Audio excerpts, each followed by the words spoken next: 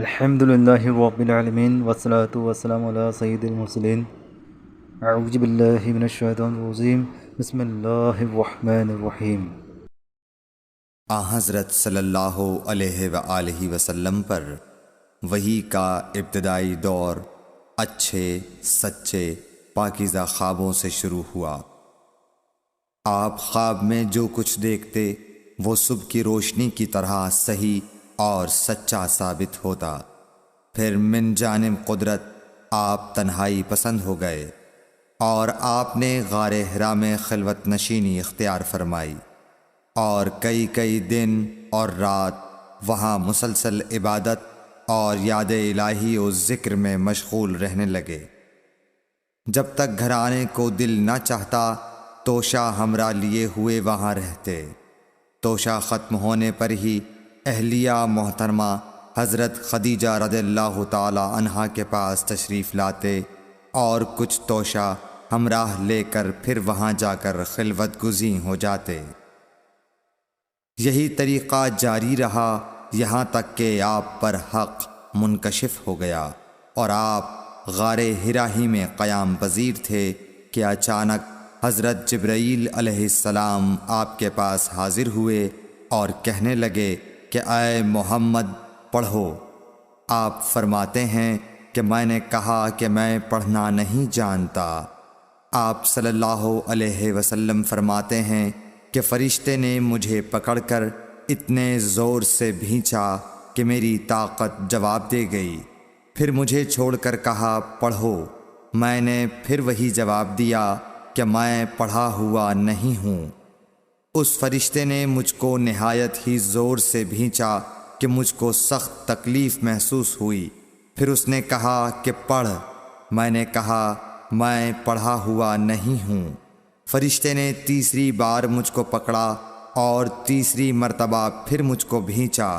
پھر مجھے چھوڑ دیا اور کہنے لگا کہ پڑھو اپنے رب کے نام کی مدد سے جس نے پیدا کیا اور انسان کو خون کی پھٹکی سے بنایا۔ پڑھو اور آپ کا رب بہت ہی مہربانیاں کرنے والا ہے۔ بس یہی آیتیں آپ حضرت جبرائیل علیہ السلام سے سن کر اس حال میں غار حرا سے واپس ہوئے کہ آپ کا دل اس انوکھے واقعے سے کانپ رہا تھا۔ آپ حضرت خدیجہ کے ہاں تشریف لائے اور فرمایا کہ مجھے کمبل اوڑھا دو، مجھے کمبل اوڑھا دو۔ لوگوں نے آپ کو کمبل اوڑھا دیا۔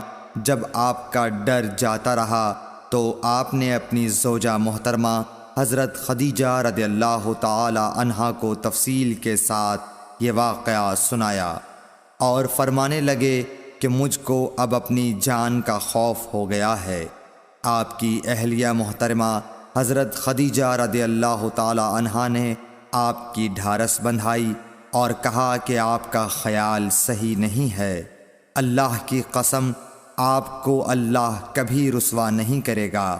آپ تو اخلاق فاضلہ کے مالک ہیں۔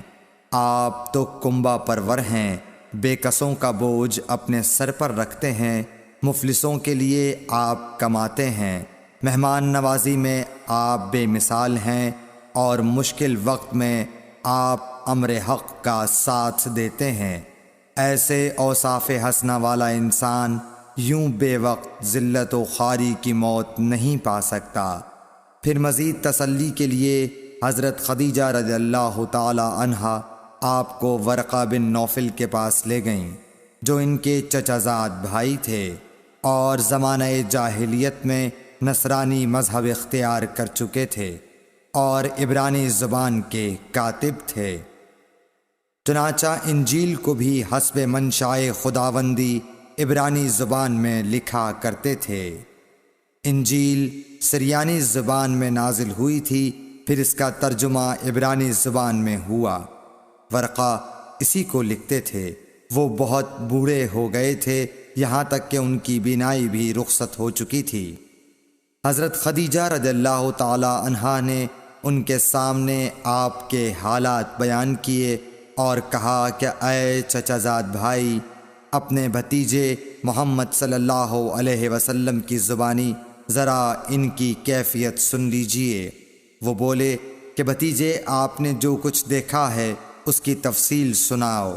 چنانچہ آپ صلی اللہ علیہ وآلہ وسلم نے از اول تا آخر پورا واقعہ سنایا، جسے سن کر ورقہ بے اختیار ہو کر بول اٹھے کہ یہ تو وہی ناموس معزز رازدان فرشتہ ہے جسے اللہ نے حضرت موسیٰ علیہ السلام پر وحی دے کر بھیجا تھا۔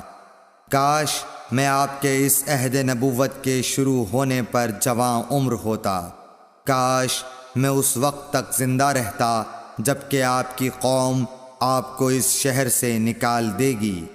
رسول کریم صلی اللہ علیہ وآلہ وسلم نے یہ سن کر تعجب سے پوچھا کہ کیا وہ لوگ مجھ کو نکال دیں گے، حالانکہ میں تو ان میں صادق و امین و مقبول ہوں؟ ورقہ بولا، ہاں یہ سب کچھ سچ ہے، مگر جو شخص بھی آپ کی طرح امر حق لے کر آیا لوگ اس کے دشمن ہی ہو گئے ہیں۔